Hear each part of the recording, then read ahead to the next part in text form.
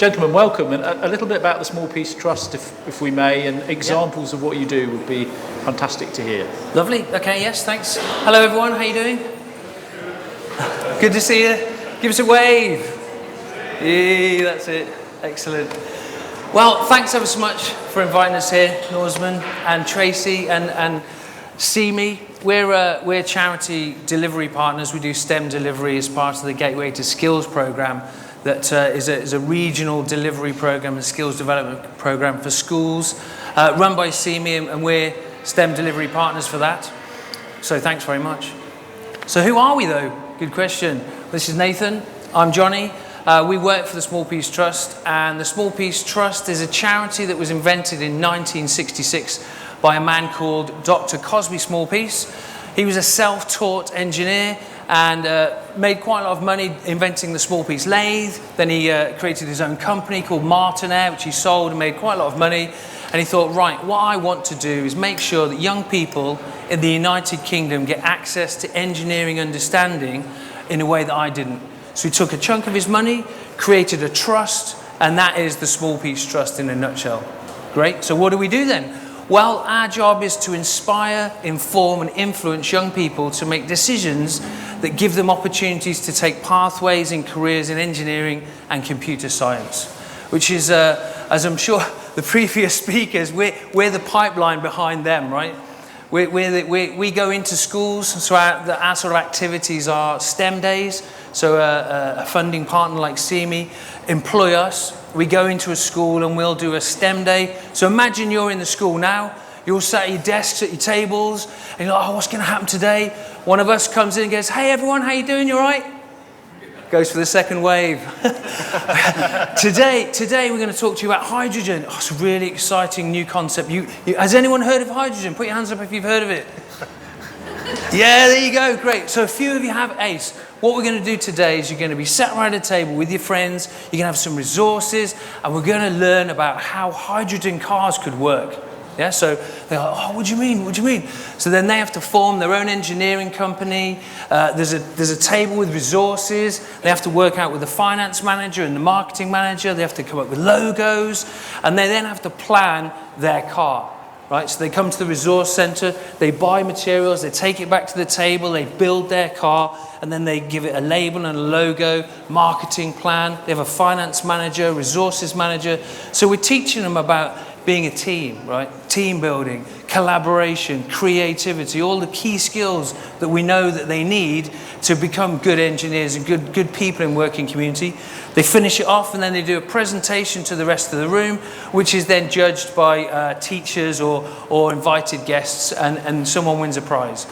But what happens is, when they're walking out of that room, they're all going, oh yeah, that's brilliant, isn't it? Oh, did you see my car? Yeah, mate, that hydrogen, whoa.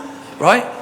And that's the flame, that's the spark, that's the ignition that has to happen for everything else that people have talked about today to occur. And it's funny that in the summary was, we have to start in schools. And we're the last people on. It's good to start at the end, isn't it? Right? It is. It's good to start at the end because that makes sense. This is where it begins. We light that fire. And then we do stuff in universities. We do outreach with businesses. We've got, I suppose the pinnacle is, in short, because I've only got 10 minutes, is we do all that STEM engagement activity, but we're looking for young people that maybe don't have normal opportunities, right? That might not have heard of engineering. They might not have a family background of education. Girls in particular, and we concentrate on making sure our girls are 50-50 on STEM days and all the courses that we run. That's our recruitment quota, and that works out really well. So we do STEM days, and then we're looking for young people to guide them into a thing called the Arkwright Engineering Scholarships. Has anyone heard of it here? Arkwright Engineering Scholarships? Yeah, a few of you? Okay, great. 33 years old this year, and the Arkwright Engineering Scholarships is a 2-year scholarship that UK engineering industry sponsor, and those students are usually gifted and talented, and they're then mentored by engineering companies. CME have got their own Arkwright Scholar. She couldn't be here today, but you may see her another time, and there'll be a Connect Day, which Arkwright Scholars will come to visit the CME campus. So Why bother, right? Well, if we're not doing that work, right, if we're not going into primary schools and getting those kids to be interested in cars so that when they get to year 9, they're like, oh yeah, I know how mechanics work, but what about if we put hydrogen in it? Then these guys, the university courses, they're going to be empty, aren't they? And everyone's going to be a YouTuber, not a hydrogen engineer, aren't they? Right? That is the reality that we face. 16.5% of engineers in the UK are girls. Yeah. That's not good enough. No. Just an aside, probably shouldn't say this, right? But in schools, if you have all-girl teams, they always win, right? Always win. And women are particularly good in the engineering context because they've got all of the skills, including team building, which is such an important skill. Very good. Anything to add? Well, please? Just to say that Johnny has been one of the small piece deliverers and gone into schools and obviously picked up a thing or two. But I manage the product development side, and one of the things that really we push with the Small Piece Trust is we're not teachers. We're trying to raise engineering capital. Mm-hmm. I think one of the major takeaways, if you can take something away from this talk, is that we're not trying to address the knowledge gap, we're trying to address the experience gap. So if you're trying to get young people into engineering, the people that are hardest to reach are those that have not got a parent who's got any experience, has not got any extended family, that they might not even have any kind of formal training, and it's those people that are going to be the untapped resource that might just make the difference in terms of hitting net zero. I'm going to ask you both a question. Is there a crossover between gaming and learning? And, you know, can we use gaming? Should we use gaming more, even in universities, to help that transition, you know, so... Is there a role for gaming? I'm going to let Nathan go first because he is we're both fans of gaming, but I'll let him go first on that. So to one side, coincidentally, I did make a chemistry game that is on the App Store, but I won't tell the name.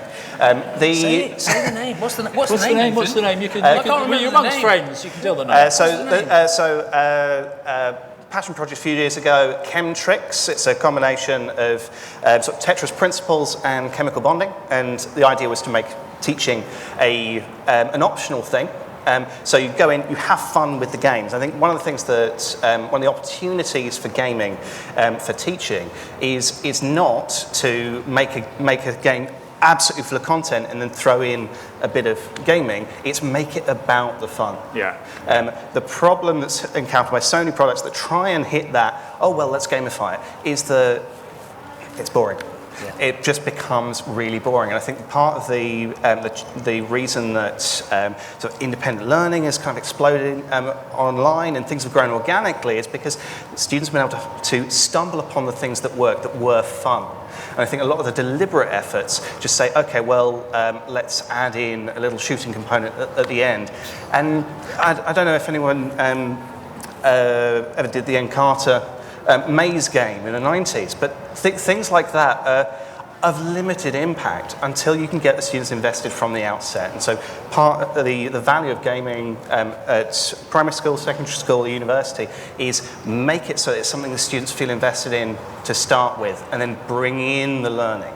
Yeah, we're using gaming now, by the way, as a technique to help AI and machine learning and introducing businesses to gaming to get them to understand how to do things more quickly and productively. So, yeah. Gamification is an essential element because it does bring fun, but the learning's embedded because you're actually engaged in the activity. And you create pools and colleagues all around the world, potentially. Yeah. And what I draw out of game theory, actually, is competition. Because what I find is, if we've worked on, tried to come up with loads of competitions, you can imagine, we're trying to engage like year 9s and year 10 students in a subject of science which they all think is going to be really boring. So you arrive and they're like, oh God, who's this guy?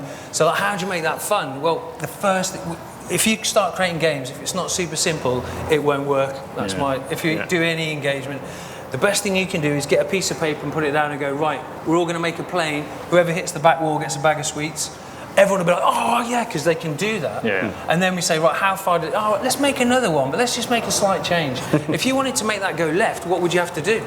Now we're talking about aerodynamics. All of a sudden, we're into the physics of flight, and you build from there. But definitely gamification is key. Good. Okay. And any questions for the team? Just Me. Me. No. Please. Good to have a question, because I can't ask all the questions.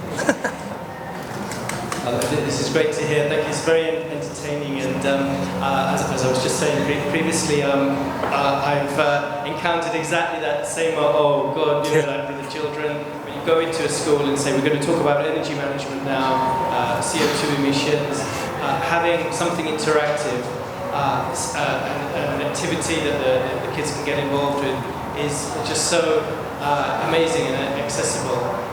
In fact, anyone, if they want to visit the prop, is just a plug for CU London again, but on our table we have a fuel cell there, and also Vector Robot, who is an AI robot that I've taken into a lot of schools, and the reaction on the children's faces when they realise they can talk to it's like an Alexa on wheels. It's just amazing. I have a lot of passion for this subject, likewise, as you do, and my point about the accessibility, and picking up from the previous talk as well, our energy, like we had in our previous university, an oil and gas management program, and in the tradition, 90% of the students were from West Africa, and 90% were also male, the same as when I did chemical engineering, 90% male, maybe 10% women. But now, as we adapted with the times, that oil and gas program first became oil and gas and renewable energy, and we just dropped the oil and gas, frankly, just like Oil and Gas Authority dropped, renamed, we've rebadged, and now we're finding the balance of men and women coming onto the program from families that would not have traditionally gone to university. All this accessibility means that we have to resort to different methods of teaching, much more so than in a traditional university. And I know that Malcolm and Dagmar and CU London, a number of pathologists here, are doing these things to reflect the change in the student demographic. That sounds he's asking us to go and deliver something, Nathan. It does sound like I've got some business cards. If anyone needs us to turn up and help out, we are more than welcome to do that. And on the sort of diversity question, Engineering UK have got a fantastic EDI criteria. There's lots and lots of information on their website about this. So that's how we identify our schools.